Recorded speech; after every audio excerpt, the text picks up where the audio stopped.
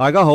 我係魯俊。今次明日話今天係繼續同大家分享一下北部都會區嘅北環綫，為一條約10.7公里長嘅主綫鐵路，以連接錦上路站及已規劃嘅古洞站，並有支綫連接重建中嘅皇崗口岸，於新田、牛潭尾及坳頭設有3個中途站，連接東鐵綫及屯馬綫，方便市民出行。同時，隨住北環綫發展，沿綫地區將有唔同嘅基建項目及新發展區落成，刺激經濟發展之餘，亦帶動人口流動，為呢片土地注入新動力及創造更多可能。北環綫主綫工程預計於2025年動工，目標於2034年竣工。從航拍相片睇到，原本係一個接駁錦上路站嘅收費停車場，現已遷至另一端已入伙嘅私人屋苑地下車庫，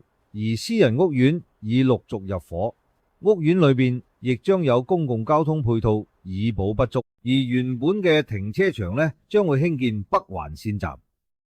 記得喺1年之前呢，錦上路篇有提過嘅過渡性房屋杏浦新苑嗎？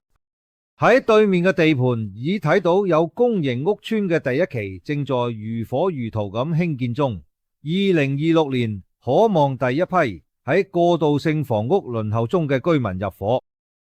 我哋用航拍睇睇同錦上路站去睇睇下一個喺建造中嘅坳頭站嘅大概位置同埋大約距離。坳頭站已設於新潭路附近毗鄰沙埔周邊房屋發展用地以及區內未來公共設施。坳頭站為地底車站，會設有多個出入口，包括未來嘅公共運輸交匯處。沿住坳頭站旁新潭路直落，去到一回旋處，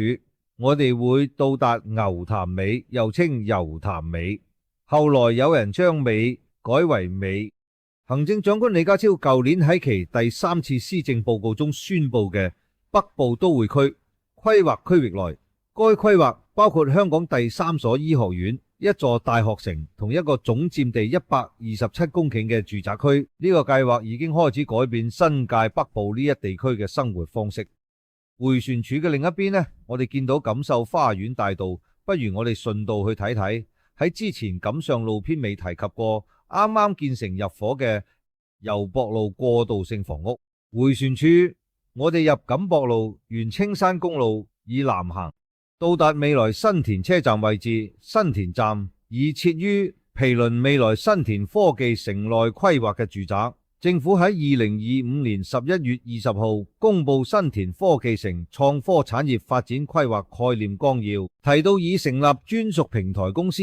當局稱公司要訂立績效指標，與市場共同開發新田科技城，主力發展6大領域嘅創科產業，分5階段開發用地，目標2035年初步完成大概發展佈局，估算可為香港本地生產總值貢獻約2500億元，創造超過30萬個全職工作崗位。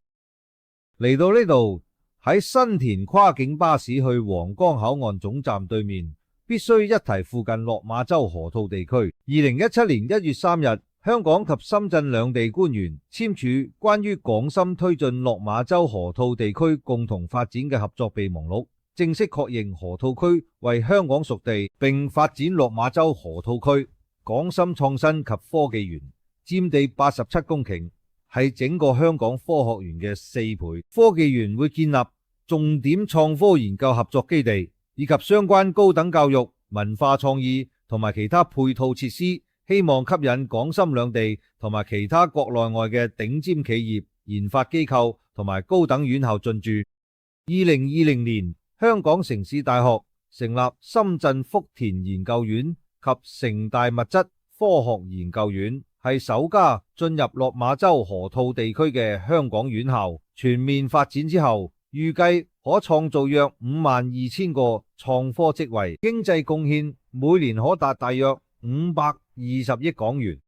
最後一站係古洞站，於2025年11月已平頂，有望2027年可以啟用。而該區發展喺粉嶺篇已提過，下次會再帶大家去探討北部都會區嘅最新發展，歡迎大家留言討論。我係魯俊，下次再見。